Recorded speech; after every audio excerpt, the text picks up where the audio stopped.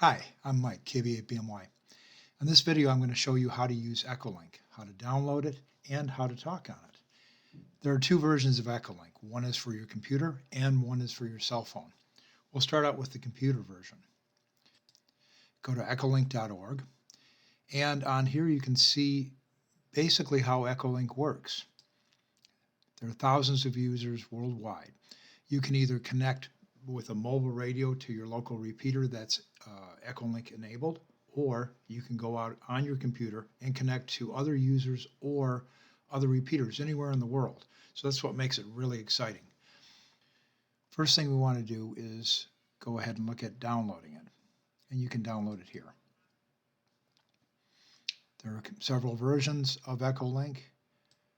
The one we're going to show is for Windows, and I have Windows 11.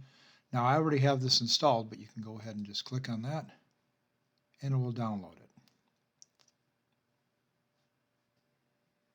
Okay, and once it's downloaded, you'll see this icon.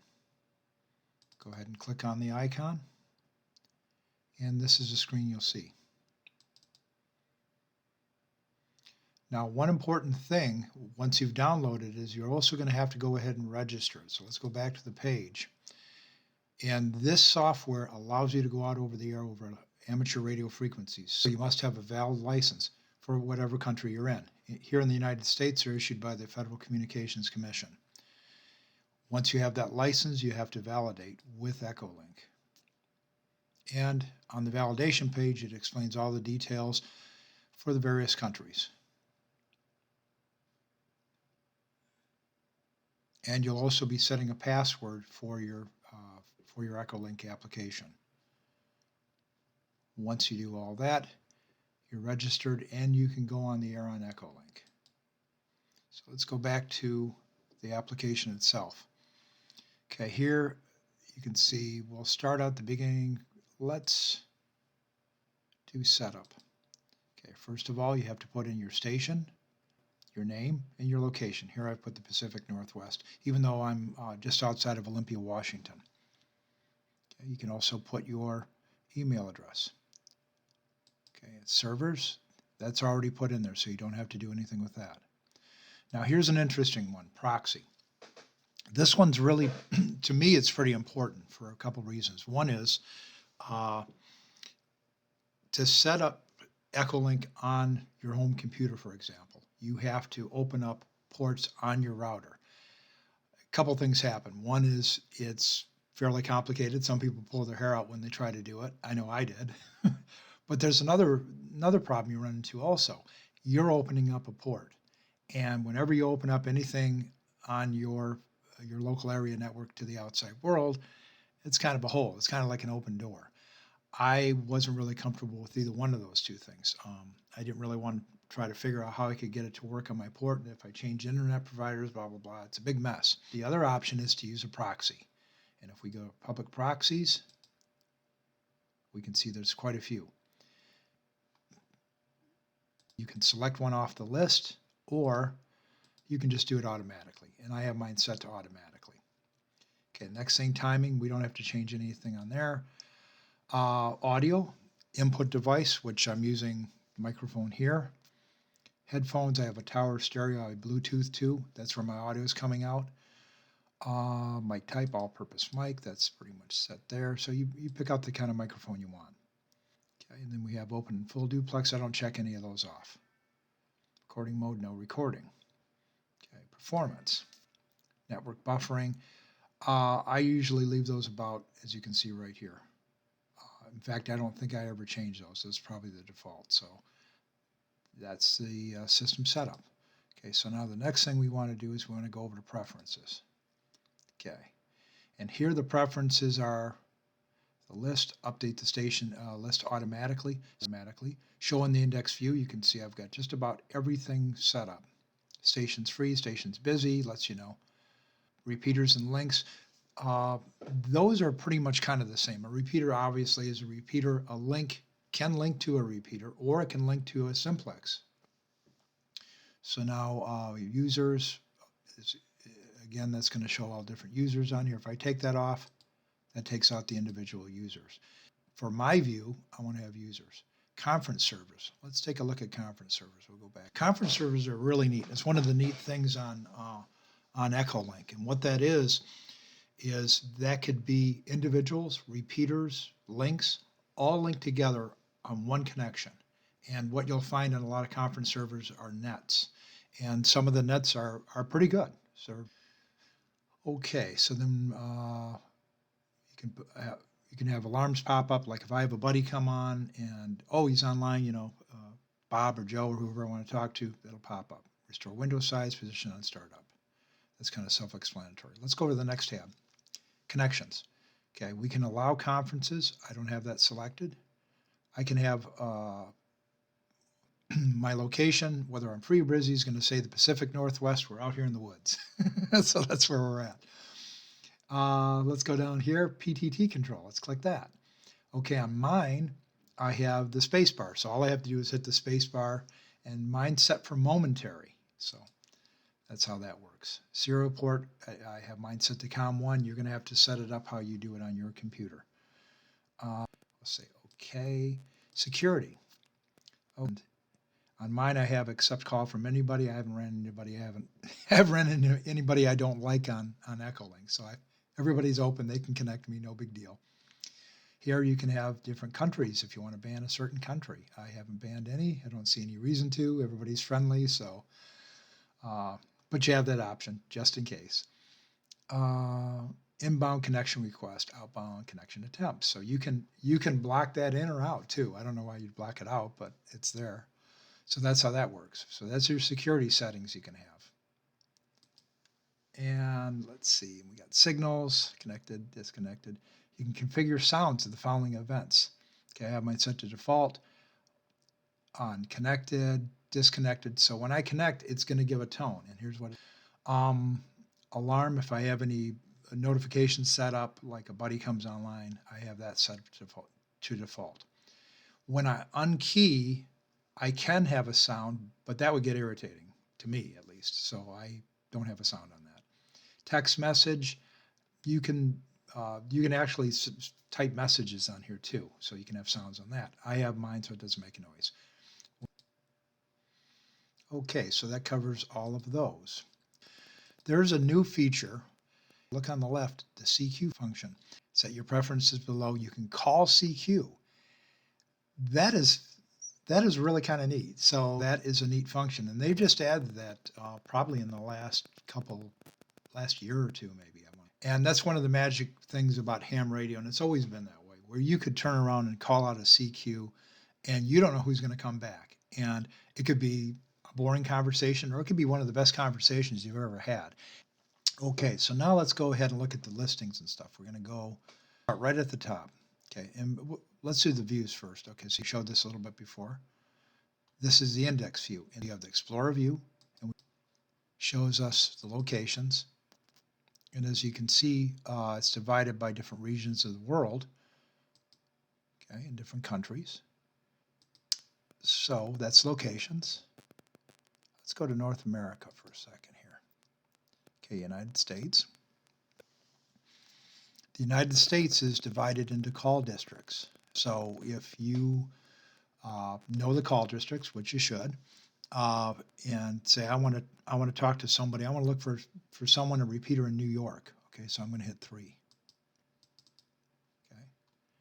Now, there's a good chance I'm going to run into a repeater that's based in New York when I click on the third call district. However, that's not always a given, and here's why.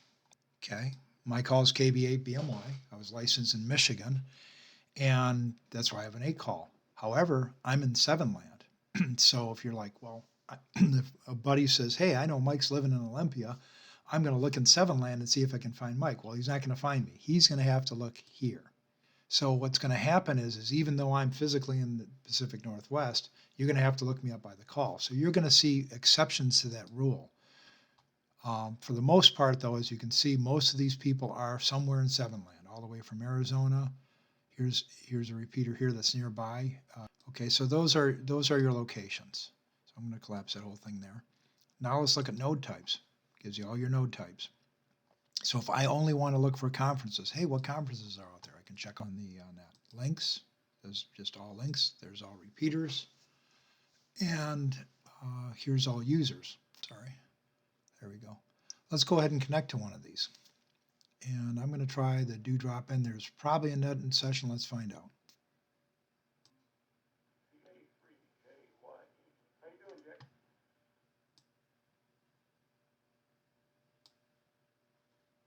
K5CAP, VA3JYE. Evening, Craig. Thanks for being there doing that. Appreciate you as always. I'll have a fishing report here in a minute for you. Anyway, Jay in Central Ontario, Canada, and right now, Craig, we have 9 degrees Fahrenheit, clear skies, and it's sunny. One of the things I wanted to show here is the right-hand side is a chat box. So when you're talking to someone, whether it be an individual or on a net, you can type something and they'll see it. Of course, on a repeater, they're not going to see that. They're on the radio going down the road or something. But let me go ahead and move myself back down here. Okay. So anyway, that's what a net sounds like. But before you do that, one thing I want to show you is how to connect to the test server. The test server is really important because you want to make sure your audio is good and it's not like way back here and I can't hear you, you know. So you want to be able to do that. You can adjust your mic gain, as you know, on your computer. You can do it on here as well. But once you adjust that, obviously you want to stay close enough to the microphone. And so let's connect to the test server. There it is. The Echolink test server. This server records your transmissions and plays them back to help you adjust your transmitted and received audio. Please feel free to connect as often as you like.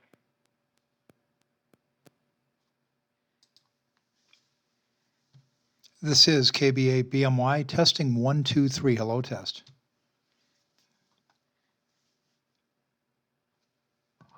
This is KBA BMY testing 1, 2, 3. Hello test. Okay. And we'll disconnect from that. And now let's try to connect again to a station. Kevin, before he gets out of range in the mobile, KG401, your day going? G4OYS in the group. Afternoon, Miss May. Well, I ran out of string on repeater, so I had to switch over to Echolink. Where there's a will, there's a way.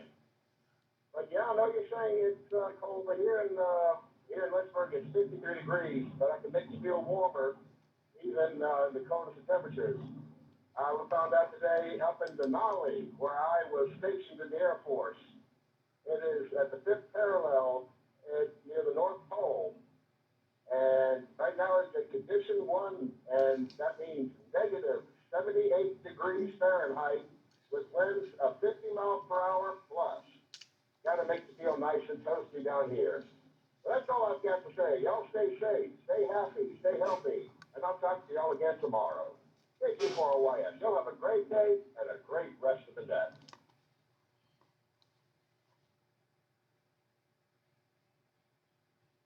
Hear from you, and yes, where there's a will, there's a way. I think that really is the statement for this net today.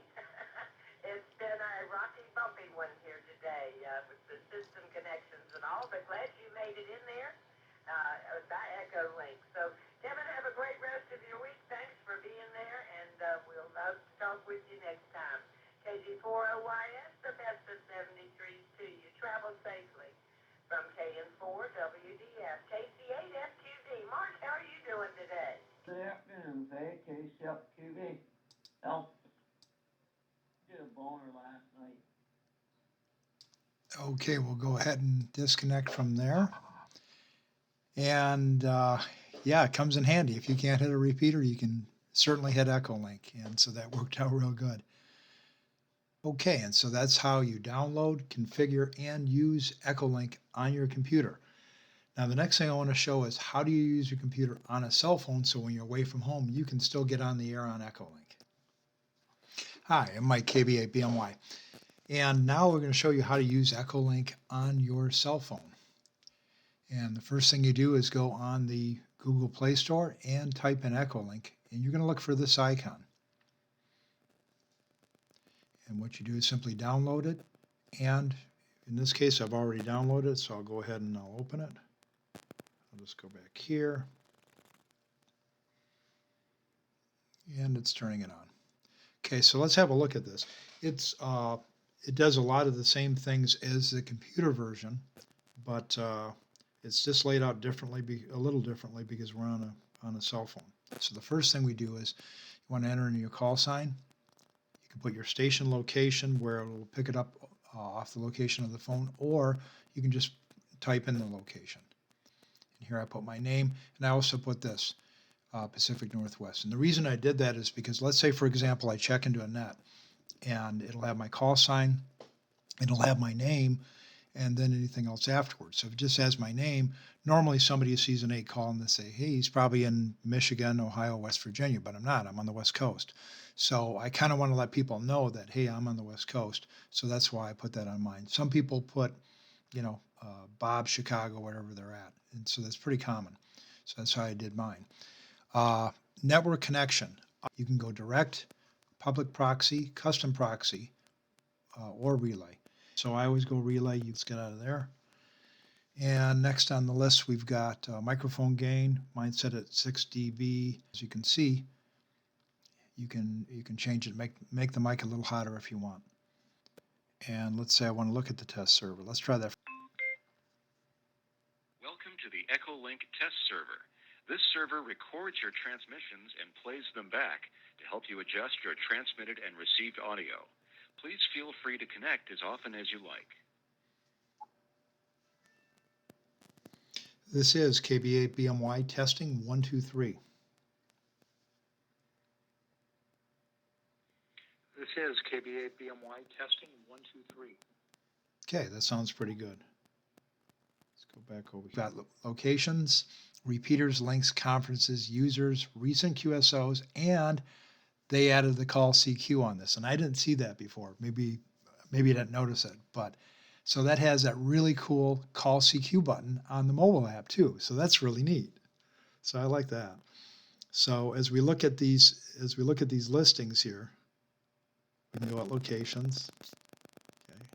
We can go to repeaters. There's your users. And I did that other net here. We'll go ahead and connect it. Top of the hour, but let's see if I can say a quick hello to Sean. W7AZC. Hi, Sean. Yo. If I were 10. Okay, we'll back out of there. Mobile application, just like with the computer application, you have to be a licensed amateur radio operator, and you have to show proof of it. So when we go here, you have to do the validation. And on the mobile version, it's real simple. Just go to echolink.org, and there you can go ahead and you can do your validation. Because as you can see, you're going out over the air. And what's nice about this is you can go out over the air, and you don't have to have a radio with you. You can be traveling, you can be at work, whatever. And you always have a radio with you when you have Echolink, so it's real nice. Back over. That's basically how Echolink works on the mobile. Thanks for watching.